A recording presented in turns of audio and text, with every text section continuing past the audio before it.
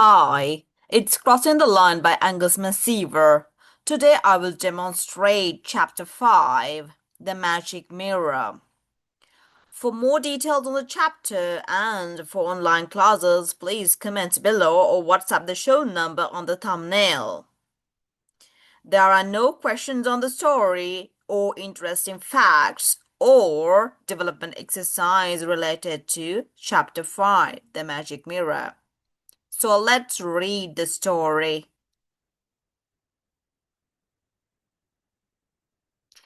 The Magic Mirror.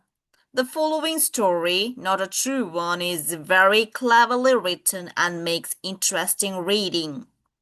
It points out a moral which we should all bear in mind. King Bardolph was probably the most handsome monarch who had ever ruled over the fine and prosperous country of Karsovia. He was tall and dark and broad and upright. His black hair was thick and curly, his eyes blue, his teeth white, his complexion ruddy, and his strong legs were as straight as fir trees. In the throne room facing the throne was a very bright clear mirror, and although he was by no means vain, King Bardolph would often stand in front of this mirror and regard with much satisfaction his very comely reflection. But as the years rolled on the king grew lazy. He gave up his hunting and his riding. He walked no more. He breakfasted in bed and then turned over and took a nap until noon. When he did go out, he lolled back in his fine carriage and yawned. After leading the indolent life for some time, King Bardolph came one morning and stood before his splendid mirror. As he gazed at his reflection, he started back with horror. What could be wrong with the mirror? Looking back at him from its smooth, polished surface was a fat, blotchy, red-faced man with puffy eyes, a mottled nose, and rounded stomach. Bless my buttons! Gasped Bardolph. What a horrid-looking fellow! The mirror must be bewitched, for I'm sure that can't be me. I may be a trifle plump, but that creature is hideously fat, and certainly eats too much. Now I don't eat too much. Let me see. What did I have for breakfast? Dear, dear, dear. What was it now? 6 eggs, 7 sausages, half a chicken, 4 rolls, some butter, some honey, and a couple of flagons of Canary wine. Now that's not too much for a king. No, it certainly cannot be me. Some wizard has bewitched the thing, and pulling a little doubtfully at his lips, he rang a bell. When a footman entered, King Bardolph said, "Take this mirror up to the storeroom and bring another to put in its place." After breakfast next morning, the king strolled over to the new mirror and looked eagerly in it. To his anger and surprise, the same unwholesome, fat-looking personage stared back at him. Bardolph rang the bell furiously, and when the footman entered timidly, he roared, "Take this mirror away, and see that a good one is in its place by morning." Upon the morrow, King Bardolph hurried over his breakfast, and then walked up to the new mirror, as quickly as his breathlessness would allow. As he saw the same horrid-looking fellow gazing back at him, he raised his clenched fists above his head and bellowed madly. At that moment, Diplo, his wisest and most trusted counselor, entered the throne room.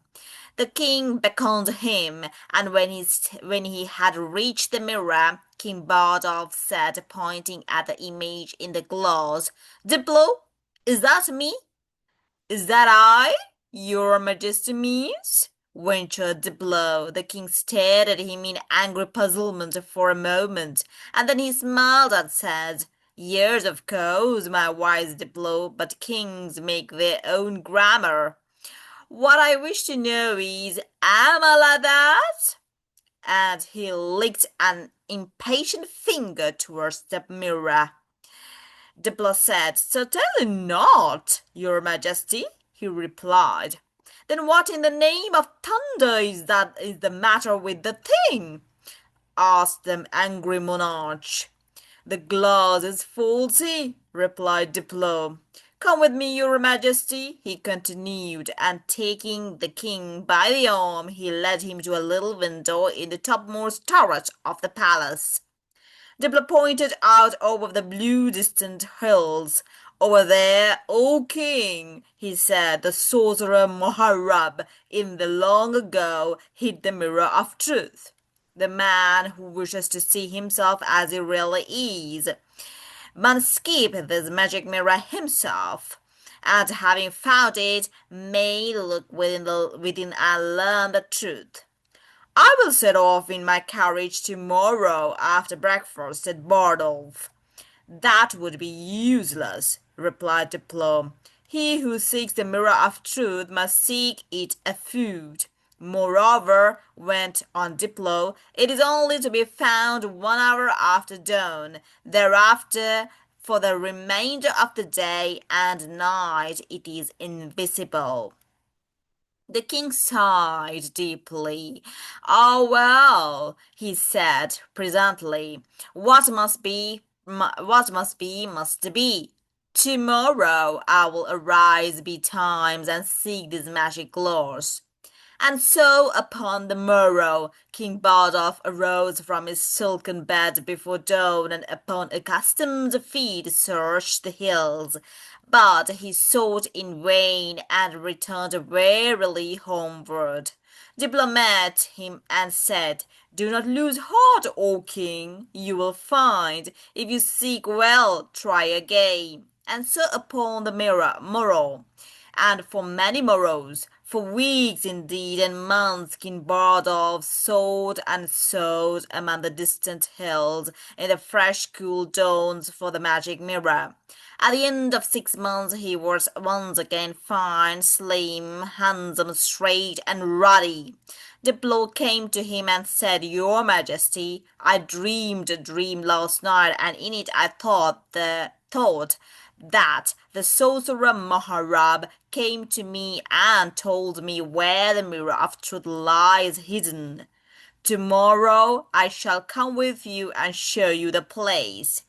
And so upon the morrow the two set off together. Diplo found it difficult to keep pace with the king's swift strides, but at last they reached the hills, just as the red face of the sun climbed over the misty peaks.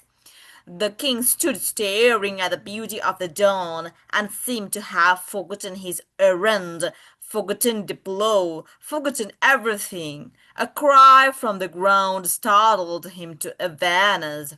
He looked down, and there at his feet crouched Diplo, pulling from under the bushes a fine shining mirror.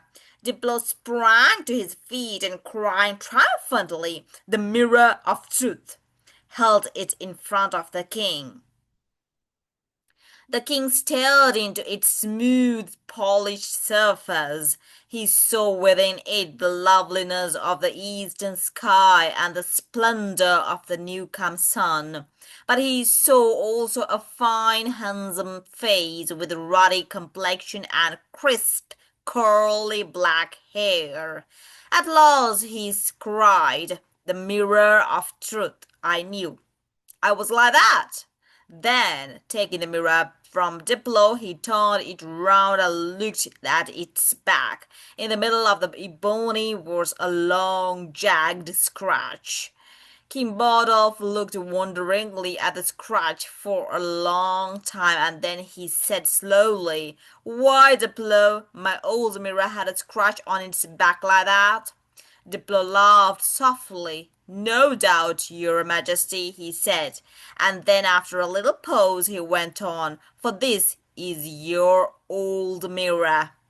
"Then how in the name of legs did it get here?" asked the astonished king. "I got it from the storeroom before we started," replied Diplo, "and carried it here under my cloak." "You sly dog!" cried Bardolph, not knowing whether to be angry or to laugh. "Then there is no such thing as a mirror of truth." "On the contrary, Your Majesty," replied Diplo, with a wise smile, "all mirrors are mirrors of truth, and all mirrors now will show you the same reflection as the one you are holding." "Diplo," said the king as they made their way back to the palace, "you deserve a reward for your cleverness. What shall it be?" "A walk with Majesty," replied Diplo, "to the hills each dawn, as long as we both shall live." "Granted," cried King Bardolph with a great laugh.